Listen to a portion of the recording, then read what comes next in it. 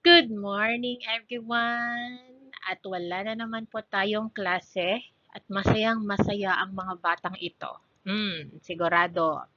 But anyways, we don't have any choice but to have the recorded lecture, anak ko. Kasi nga, sabi natin nung Monday, we have to finish everything na lecture para by next week laboratory. Anamot namin ti deti nga tudon ay pabigla-bigla ngam na for sure men enjoyan yung may tagbakbakasyonan. Ngam, narigrigat, iti suspended ti klase na kasi adot obrayo no kwata balbalayo. Ngam but anyways, let us start the discussion for the module week 7 and 8. Generally, linagay ko lang yung title nito kasi ito yung nababagay na title sa module natin na week 7 and 8. It's all about the preparation of raw materials, specifically talking about cleaning, washing, peeling, and cutting techniques for fruits and vegetable. And yung pinaka-highlight ng topic na to, it's all about the cutting techniques. But for the meantime, i-discuss ti pala ang cut detoy, cleaning and washing. Pero parang introduction lang ang gagawin natin ngayon.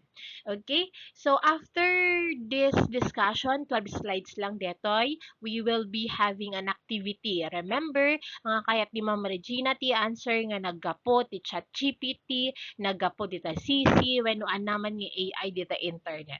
Amo yung isublik nga isublay da ita papel. No, haan nga da kayo mismo iti akin bagi tay answers. Okay? So let's start with our first topic, cleaning, washing, peeling, and cutting techniques for fruits and vegetable. Kumbaga, parang ano na to, parang everyday ginagawa na natin to, especially doon sa mga marunong magluto or tumutulong sa pagluluto. Before we prepare, nagitay lutuin tayo, may mga preparatory activity na ginagawa muna natin. Like for example, linilinis muna natin yung mga gamit, linilinis muna natin yung mga raw materials or the ingredients bago tayo magluto. So, under cleaning of fruits and vegetable, pinakasapulan tayo pay lang nga dalusan, dagiti nga raw materials bago tayo nga i-prepare or bago tayo nga makanen. It's common sense, di ba? Kapag kinain mo yung mga hindi pa nahugasan or ginamit mo yung mga utensils na hindi pa nahugasan, definitely you may experience different foodborne illnesses. Mabalag sakit na tiyan mo, ang takika, okay? Kaya nga yung iba, nakaka-experience sila na, pinagsagit buksit ko, kunada, oh, may damo ka, Jerome ko, ma'am, maki-CR nakman, kunada.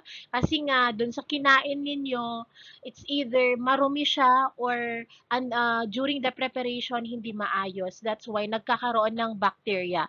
Kanda giti bacteria, hanti nga makita di jay by our naked eye. We can only see them through a microscope. That's why, dagiti topics tayo dito, it's so important that we have to deepen our understanding about this one kasi nga haan nga basta-basta dito.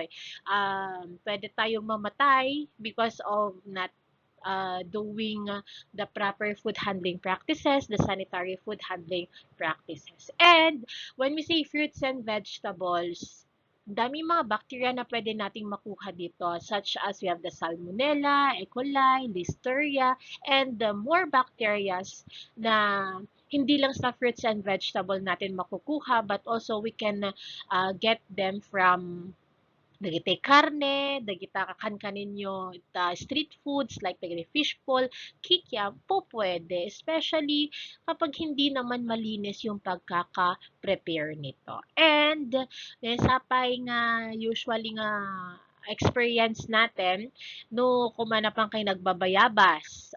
Pinuros-puros yung latan, pinunasan nyo yung tabado yon and kinain nyo na. Hindi po yun yung proper cleaning and washing of bayabas. Dapat, nag-undergo pa rin siya doon sa running water. Or baga maawa meteorogit na ma'am, kunayo, ngam, kunak manan, we cannot see bacteria by our naked eye. Okay? Next one, the safest produce or yung pinaka-safe na pagkain ay yung mga luto na. yung mga nahugasan. Aray no need nga maluto, pero kailangan mo hugasan bago mo siya kainin. Ganun yun. Okay? So, ano ba yung mga dapat nating gawin? In terms of para maiwasan natin yung mga bakteryang ito, para makaiwas tayo sa anumang sakit, these are the things na kakailanganin talaga natin. Number one, we have to choose fruits and vegetables that are not bruised or damaged. Ti blemish no kwa, di quiz yu di kalman, isuno ka dagitay, it's a sign of decay and discoloration. Kapag bruise mo, tinasugat, nagasgasan, ganun naman ang dating. Kung titignan ninyo doon sa market, wet market, di tiyendaan, at dadailakla ko da nga da sugat na, adada dagitay nag-openan na, which is nabibili natin at a lower price. Kapag okay naman, it's good. Pero remember, we are having a discussion under sanitation, cleanliness, safety, precautions. Kaya naman, kapag bibili kayo, piliin nyo na yung maganda. Piliin nyo na yung maayos. Huwag na kayo doon sa alam nyo na ngang hindi ah, hindi na fresh or hindi na quality, huwag nyo nang bilihin. Okay? Next! Keep pre-cut fruits and vegetable cold by choosing raw materials that are refrigerated or kept on ice.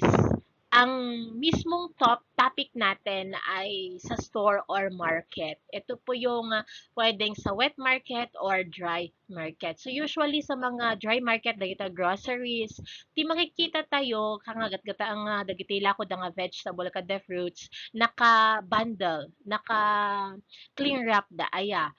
So nga hantay nga makita nga nasaya at no adamot lang adadaba blemish na dagitoy or adadaba perdi na dagitoy. Pero since naka-standard naman yung mga wet ay yung mga dry market, yung mga groceries, sinusunod naman talaga nila. That's why no da makikita yung dagiti naka-pre-cut nga fruits kada vegetable, ita Save More, Pure Gold, tikit na sa di dyan ako, ada perdinan, tay si bubuo nga vegetable or fruits. Para mabenta pa nila yon, tinatanggal nila yung sira, tapos kinakat nila, kinukuha lang nila kung ano pa yung pwedeng kainin doon at safe na kainin.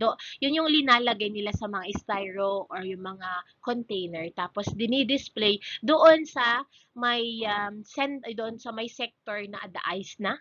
Ay para bawda jay ano ko. Okay? Next one, we have also here, separate fruits and vegetables from raw meat, poultry, and seafood. Lagi ko tong sinasabi sa inyo. That's why, han nga mabalin nga agtipon, di refrigerator, iti vegetable ken karne. Ti karne, it is intended doon sa freezer. Tapos, yung mga fruits and vegetable, linalagay lang talaga natin doon sa chiller. No in pan mo, di freezer ni fruits ken vegetable, after you tow it, no, nagapo dyan yung freezer, natangkad pa ila, di ba? And then kapag tatanggalin mo na, mag-iiba yung texture. And it is not recommendable na ilagay yung fruits or vegetable doon sa freezer. Okay? Numan awan iti pagidulinan tayon kasi punong-puno na yung refrigerator natin at saka freezer, pwede naman na pagtipunan ti may misa nga space nga make sure that they have their own separate containers. Okay din yon. As long as haan nga agdeket or agsagid ni meat, poultry, kani vegetable. Another one, sa bahay naman. Kapag nasa bahay naman tayo, ano ba yung mga ginagawa natin para ma-prepare yung mga pagkain? We have to wash our hands. That number one nga dapat obraem tayo. I usually ask you to wash your utensils, dagiti tools, dagiti gamit nyo sa rin yung nagluto kayo. But remember, before doing that, kailangan maghugas ng kamay. Kaya nga bumibili ako ng hand soap. Tapos isut usaran nyo. Ma'am, di pa nagugas mi ti gamit kat mag-ugasan mo siya imamin. No, hindi po. Iba pa rin po kapag you wash your hands separately And then after, hugasan mo na yung mga gamit and then saka mag-prepare ng mga ingredients. Ganun po yung proper way para maiwasan po natin yung mga bacteria, food contamination na yan. Okay? Remember, hindi lang po sa una naghuhugas ng kamay, you can wash your hand during and after. Okay, another one is still at home. We have to clean fruits and vegetable external icon. When we say external icon, sa panlabas na loob. I usually observe this one. No, agluto da tapos gumagamit sila ng carrots. Sa dalto lang ugasan no nakatdan, which is wrong. Dapat sa before peeling, before yung ukisan, dapat ugasan nyo. And then after yung makat, ugasan yun to manan. Ganun po yung proper way of cleaning. Haan nga tay inugasa, hanga tay inukisamon, samon to ugasan, and then that's it. Hindi po ganun. Okay? Before cutting or cooking, unless the package says the content have been washed. Okay?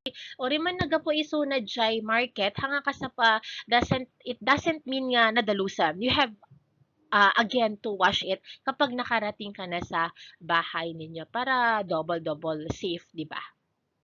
Okay, another one, we have to scrub fruits and vegetable. This is only applicable kada gitay